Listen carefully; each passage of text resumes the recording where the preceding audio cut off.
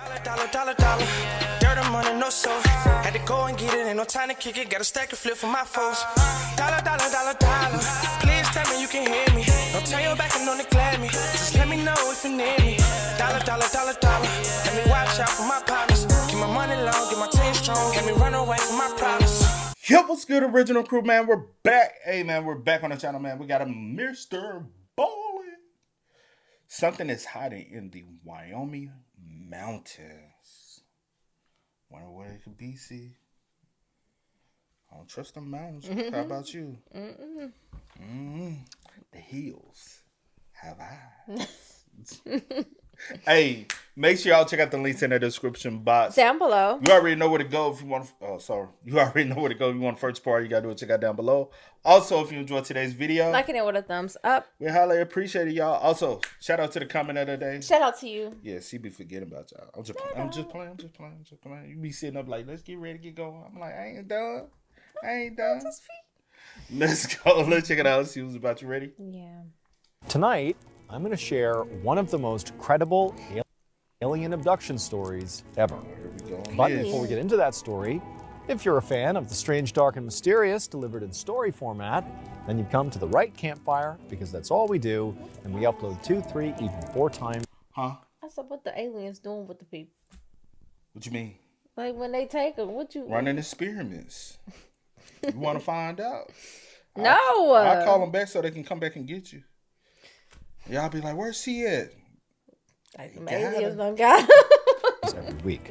So, if that's of interest to you, the next time you go camping with the like button, wait until they're about to fall asleep, and then just pour a ton of itching powder in their only sleeping bag.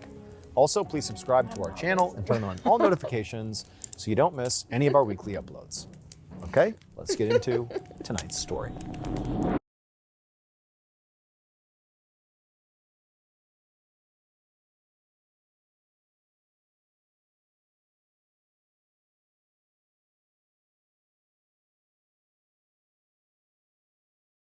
Around 3:30 p.m. on October 25th, 1974, a 41-year-old man named Carl Higdon drove his work truck along a paved road in the Medicine Bow National Forest, which is this huge nature preserve in southern Wyoming. Carl had taken off early from his job on an oil rig to go elk hunting in this preserve, and now he was heading towards this very specific area in the national forest called McMarty Canyon that he had heard was really good for elk hunting. As Carl drove, he found himself looking around at the evergreen trees and the snow-capped mountains in the distance, and he just felt this total sense of calm come over him. He was a very rugged outdoorsman, and there was really nothing he loved more than spending time out in nature all alone. And so for a little while, he was just enjoying himself, driving along, until eventually the paved road he was on gave way to this long, rocky trail. And Carl, he didn't want to damage the truck he was driving, since it actually belonged to the company he worked for. So he wound up pulling over and getting out, and then he just grabbed all his stuff and continued walking on the trail by foot. The hike along this trail was not only, pretty rocky and rough, but it was also predominantly uphill. And so it didn't take long before Carl was having trouble breathing. And not just because it was physically taxing, but also because when he was younger, he had tuberculosis, which had left his lungs really riddled with scar tissue that did make it harder to breathe, especially when he was exerting himself. But, Carl continued on, and every few minutes he would just stop and bend over and catch his breath. But after about 30 minutes or so, he had hiked to the point where the trees had begun to thin out, and then he found himself standing inside what looked like a big bowl in the earth. So this was McMarty Canyon, where he was, intending to go for this elk hunt. And, the reason it sort of felt like a bowl is because it was mostly just flat with some shrubs and grass, a few trees, and these tall hills out on the sides, sort of giving this impression of a bowl. And so Carl, he sort of just stopped and took stock of the area. And wouldn't you know it, when he looked straight across the canyon, the bowl, he saw a group of just 5 elk grazing in the distance. Like, this was unbelievably lucky. Here they are, right away. And so Carl slowly began walking towards them, doing his best not to make any noise. And then when he was within shooting distance, he just stopped, raised his rifle, and he looked through his sights to aim at the first elk he saw, and then he pulled the trigger. But for some reason, when he pulled the trigger, The gun didn't go off, it didn't fire, or at least it didn't appear to. And certainly there wasn't any kickback. It just was like nothing happened. But then he saw something that just didn't make any logical sense.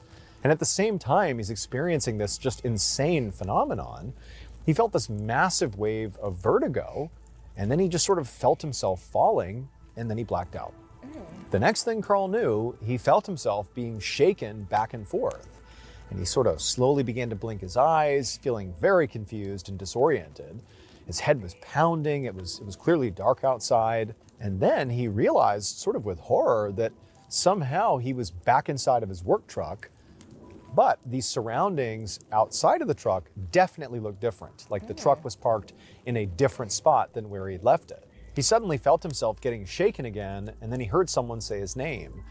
And he looked up, and in the darkness, he saw there were two men that he didn't recognize who were clearly shaking him, trying to get his attention. And they tried to ask him, like, what was going on? But Carl's mouth sort of felt numb. And when he tried to speak, it's like the words came out garbled and nonsensical. And so at some point, these two men sort of gave up trying to talk to Carl. And they just lifted him up, pulled him out of the truck, and they carried him over to their vehicle. And Carl heard them say something about a hospital, and then before long, their car was driving off, and then Carl blacked out again.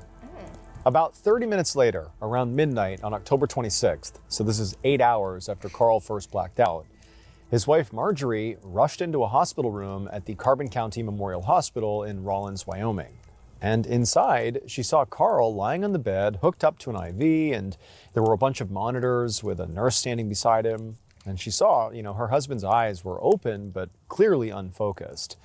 And then as Marjorie is just standing there, taking in the initial shock of what she's seeing, the nurse actually pointed at her, at Marjorie, and then asked Carl if he knew who she, his wife, who she was. But Carl, he turned and he looked at Marjorie, but he just kind of stared blankly and then shook his head and said no. So earlier that evening, Marjorie had been at home, waiting for Carl to come back from his hunting trip. But when he hadn't shown up on time, she ultimately had called the sheriff's department and asked them to go to McMarty Canyon just to check on him. And so two deputies had gone out there and they found him, and he was unconscious in his truck. So those two deputies were the ones who obviously shook him awake and took him to the hospital. But interestingly, beyond the fact that the deputies had no idea what happened to him, they reported that his truck had been parked 3 miles away from the main road in this muddy bog. And strangely, there were no tire tracks leading to it. It was almost like it was just dropped in the bog with, Carl inside of it. But, despite this weirdness, the deputies, and Marjorie for that matter, were not concerned about, the weirdness around the truck. They were worried about Carl, who's just laying here unconscious. And so they had rushed him to the hospital, and Marjorie had driven there as fast as she could. A doctor had already explained to Marjorie that her husband was, clearly very disoriented and seemed to be suffering from a case of amnesia.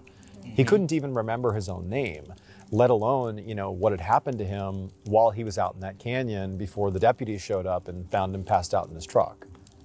Doctors had given Carl x-rays and brain scans and run all kinds of tests on him. But not only did they not find any evidence of some sort of head injury, that likely would have caused his amnesia, but they actually didn't find anything wrong with him at all. He seemed perfectly fine beyond him just showing up basically unconscious and disoriented. And so realistically, the staff told Marjorie that because they couldn't really find anything wrong with him, they didn't really know how to treat him. And so for now, Carl was just being kept in the hospital under constant observation. And so Marjorie just took a seat on the couch next to her husband's bed, sort of not even sure what to think of this whole situation. And she was about to ask the nurse a couple of questions, but then suddenly Carl sort of tensed up and began frantically looking around the room, like he really had something in mind that he was looking for. And then he began saying, like, where are my pills? Marjorie had no idea what pills her husband was talking about. And it was clear the nurse also didn't know what he was talking about. And so Marjorie, she reached out and just tried to grab her husband's hand to try to calm him down. But the moment she did that, Carl sort of stopped what he was doing and he yanked his hand away and stared at her like she was a total stranger. 2 days later, Carl still could not remember what had happened to him when he had gone hunting. But he had recovered some basic memories, like his own name and also who his wife was. And so between that and the fact that realistically Carl did not have any signs of any physical injury, the hospital discharged him and just sent him home with Marjorie and basically told her that he was probably fine and that he probably just needed to be in a familiar place to sort of recover all of his memories and get back to normal. However, when the couple got back home, it very quickly became clear to Marjorie that Carl was not okay and he was not getting better. For the most part, Carl was just unusually quiet at home, like uncharacteristically quiet. And then when he would speak, it often was in that frantic sort of nonsensical way that he had spoken in the hospital when he was, looking for his pills. And in fact, when he was home, he did continue to suddenly start looking for his pills.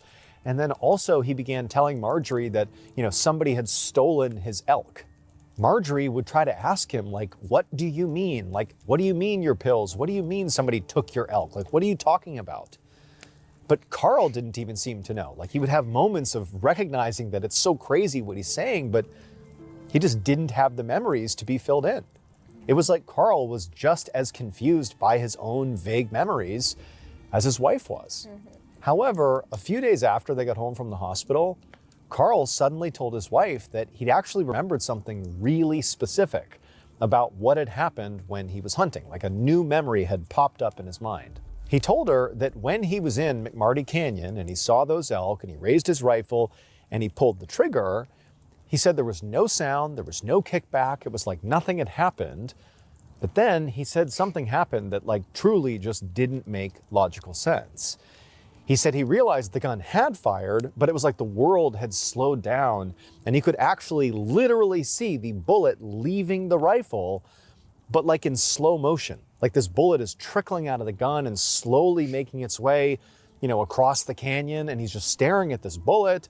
And then the bullet seemed to strike like an invisible wall of sorts, at which point the bullet actually stopped and almost like flipped inside out and sort of flattened and then fell to the ground.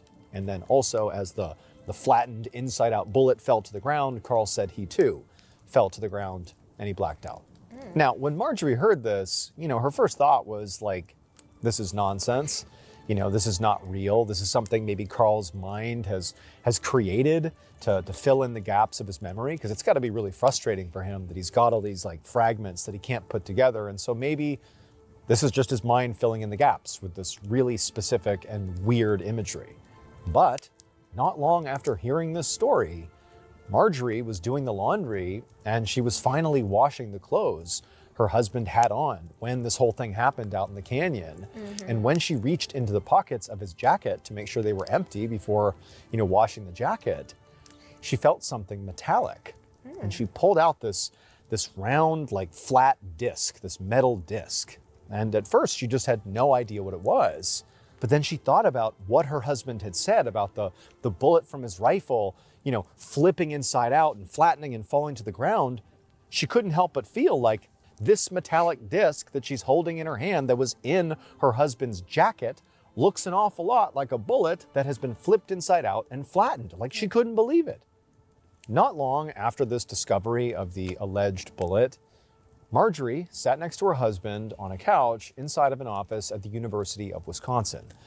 They were both sitting across from a psychology professor named Dr. Leo Sprinkle. Now, Marjorie knew this meeting was sort of a long shot, but she was hopeful that, maybe they would learn something valuable. So by this point, Carl had not recovered any other memories from his hunting trip.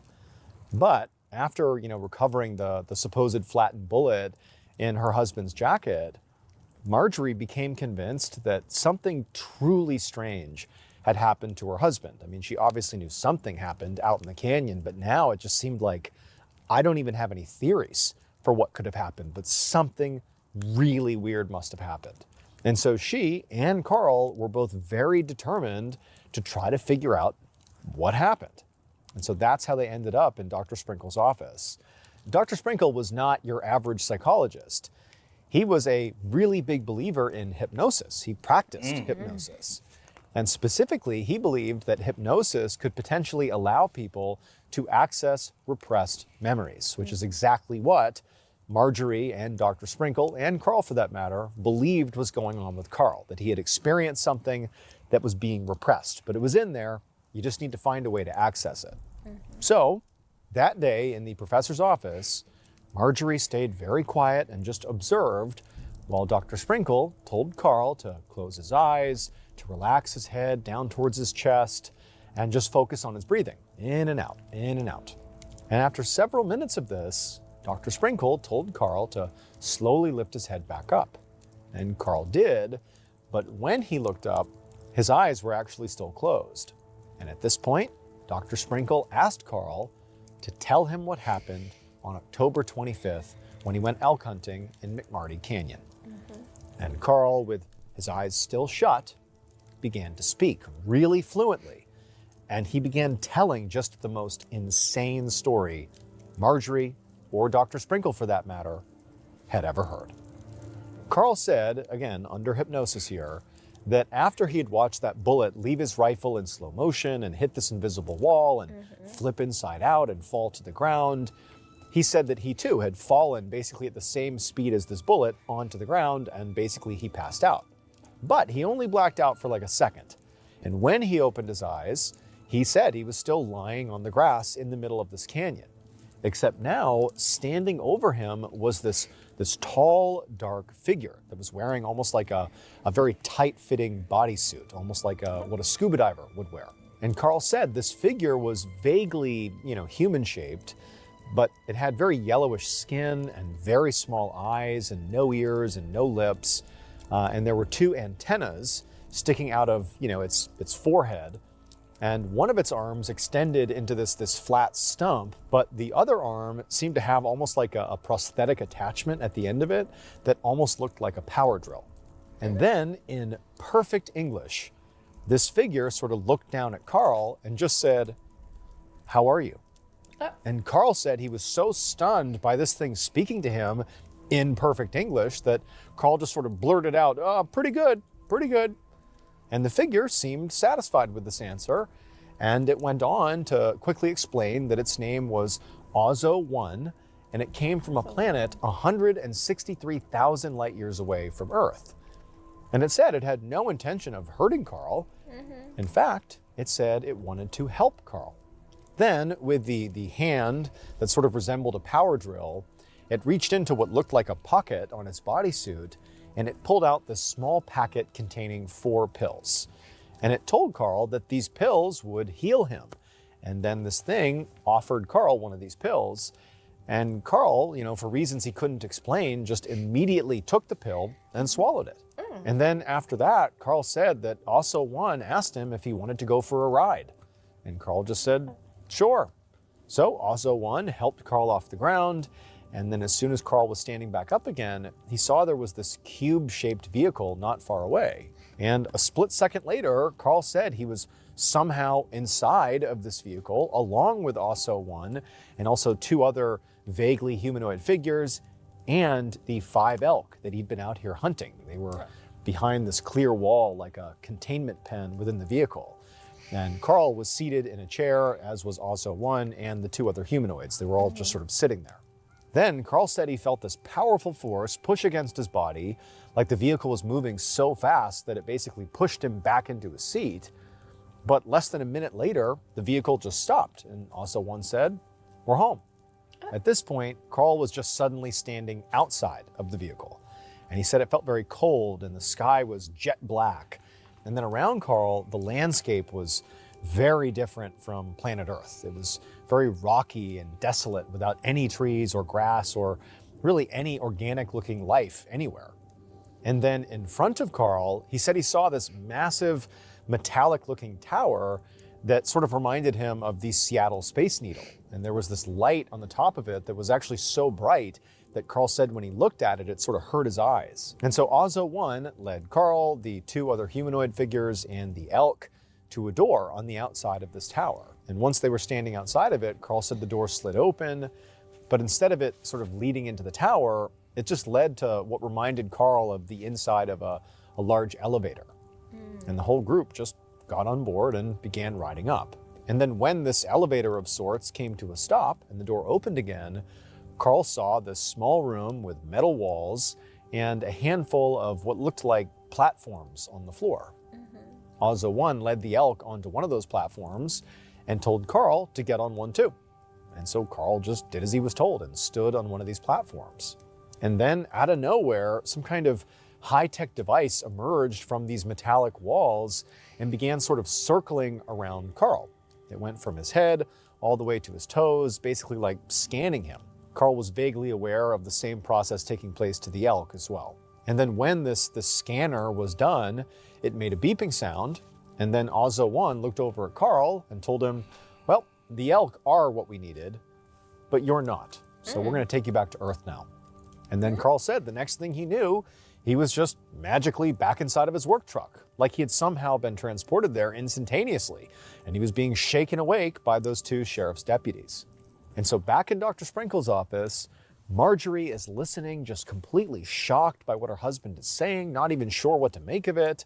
And then Dr. Sprinkle, at the end of Carl's story, when he got to the point where he's being shaken awake by the deputies, Dr. Sprinkle snapped his finger, and Carl kind of came to. He opened his eyes and sort of refocused, clearly out of hypnosis. And then they all just kind of sat there, like in total silence, really unsure what to say to each other. Right. But as crazy as Carl's story sounded, there were several very strange facts about Carl's case that up to this point, nobody had been able to explain. And the story that Carl told while under hypnosis technically accounted for all of them. The first fact that this story explained was that when Carl woke up in his work truck, like magically just appeared in his work truck, it was not just 3 miles away from the main road, it was actually 3 miles away from where he had originally parked it. And this truck was just sitting in a muddy bog with no tire tracks leading up to it. So it was just totally unclear how it got there. And so if you follow along with Carl's story, perhaps when he was transported back to Earth, they, this other creature and the other humanoids maneuvered the truck with Carl in it into this bog. The second strange fact is that when Marjorie had ballistics experts analyze that flattened presumed bullet that she had found in Carl's jacket, they were just as baffled as she was. Like they could not come up with any earthly explanation for how a bullet could be flattened and turned inside out. Like this was not possible. And so again, if you follow Carl's story, perhaps this being is the one that flipped the bullet inside out. And the third and perhaps strangest fact is that when hospital doctors gave Carl x-rays, they found something that should have been medically impossible. All of the tuberculosis scar tissue in Carl's lungs that had plagued him for decades, that had made it so hard to be physical and exercise, they had somehow disappeared. It was as if someone or something had healed him. Despite how unbelievable Carl's story sounded, and despite the fact that hundreds of people have spent decades trying to disprove it, no one has ever found a better explanation for the moving truck, the impossible bullet, and Carl's disappearing scar tissue. Because of that, some researchers believe that Carl Higdon's account could be one of the most credible alien abduction stories ever recorded. Chow. That's freaky. What you think, sis? I mean, I ain't got no explanation. I I got explanation. questions, but I ain't got no explanations. like many people try. No. One of my questions is breathing. Because he said he went to another planet, another whatever, I don't know, wherever he went. The breathing capability, right? So you telling me he's breathing like basically fresh air? Yeah, maybe like some things are unexplained. Like when That's the only question I got though. Creatures, I guess, come and swoop you up. Maybe they, freak things. I don't know. I can't explain it, but hey, something happened, right? Yeah, I'm not saying that. I'm just saying I wonder. Yeah, I be thinking about that sometimes too, but I don't know. I guess it ain't meant for me. Yeah, just don't come over here. Nah, I'll take home. She is y'all's. What? Just make sure you bring her back. You can have her temporarily, just bring her back. You don't like that? No. You can leave and come back, They brought Carl back. They brought him back quick because he wasn't what they need. What if I'm what they need? You know what I'm saying? And they were like, no, we gotta keep it. So y'all out here stealing our food too? Damn, bro. We can't have shit for y'all, motherfuckers. Hey, man, that's a crazy story, That though. was a crazy story, though. That really was crazy. Unexplainable. Yeah. It ain't meant for me to try to explain anyway. No, try to understand. Yeah, y'all spell us up, man. Let us know y'all thoughts in the comments down below for us. But until next time, y'all know how it go, man. I do go by the name DJ New Kid. This is Here, Nicole. We are. Kennedy. We are. Ain't no time to kick it, got a stack of flip for my foes. Dollar, dollar, dollar, dollar. Please tell me you can hear me. Don't turn your back and don't neglect me. Just let me know if you need me. Dollar, dollar, dollar, dollar.